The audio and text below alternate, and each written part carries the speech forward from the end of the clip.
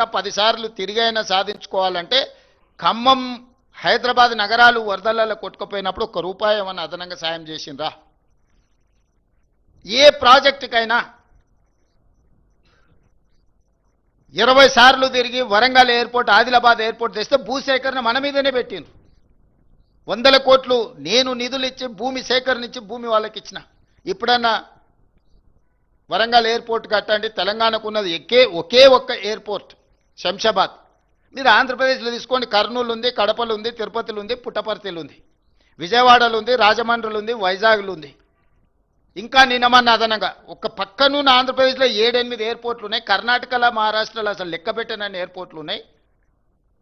మొత్తం తెలంగాణ రాష్ట్రానికి ఉన్న ఏకైక ఎయిర్పోర్టు శంషాబాద్ ఎయిర్పోర్టు.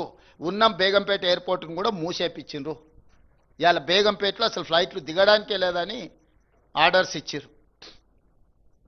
ఇంత పెద్ద తెలంగాణ రాష్ట్రము ఇంత ఆదాయాన్ని కేంద్ర ప్రభుత్వానికి ఇస్తున్నప్పుడు కిషన్ రెడ్డి గారు, బండి సంజయ్ గారు 12 సంవత్సరాలల్లా మీరు ఒక్కసారైనా ఈ తెలంగాణ రాష్ట్రాన్ని అత్యంత వేగంగా అభివృద్ధి చేద్దాము, దీనికి మేము మోడీ దగ్గర నిధులు తెస్తామని మీరు ఏదైనా బాధ్యత తీసుకున్నారా?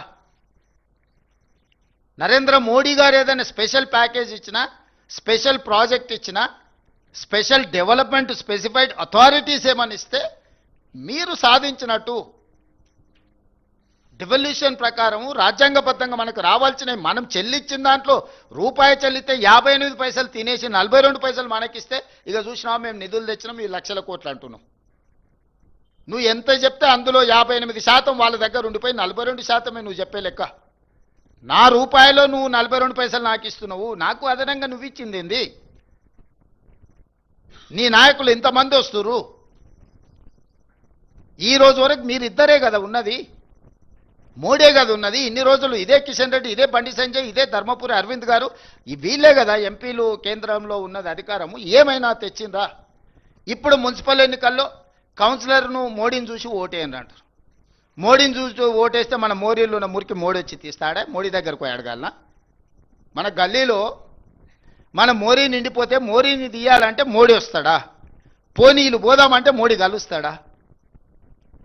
చారాన కోడికి బారాన మసాలా అయింది. ఈడ గల్లీలో మోరీ తీసుకోవడానికి మోడీని కలవాలంటే అసలు గల్లీ ఎలక్షన్కు మోడీకి ఏం సంబంధము? మోకాలికి బోడిగుండుకి లింకు పెట్టినట్టు గుండు అరగుండు కలిసి ఈరోజు ఇట్లాంటి మాటలు చెప్పడం ఏమన్నా సమంజసమా?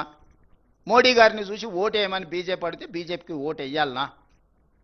ఓటర్లను ఆలోచన చేయమంటున్నారు. ఏమైనా నరేంద్ర మోడీ గారు, బండి సంజయ్ గారు, కిషన్ రెడ్డి గారు తెలంగాణ మీద ఏమైనా ప్రత్యేకమైన ప్రేమ చూపించరా? మన ఓట్లు వేయించుకోవడం, మన దగ్గర సీట్లు తీసుకోవడం తప్ప మనకి ఏమైనా ఇచ్చిందా?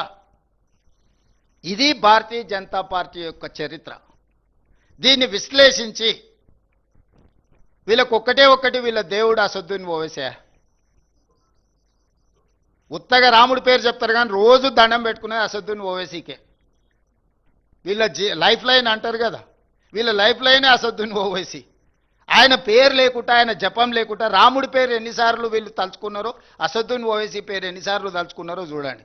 ప్రతిసారి అసదుద్దీన్ ఓవైసీని అల్లావుద్దీన్ అద్భుత దీపంగా మార్చుకొని ఓట్లు అడుగుతారు. మరి అన్ని మీ ప్రభుత్వాలే ఉన్నాయి కదా. అసదుద్దీన్ ఓవైసీ ఇంత దుర్మార్గుడు అయినప్పుడు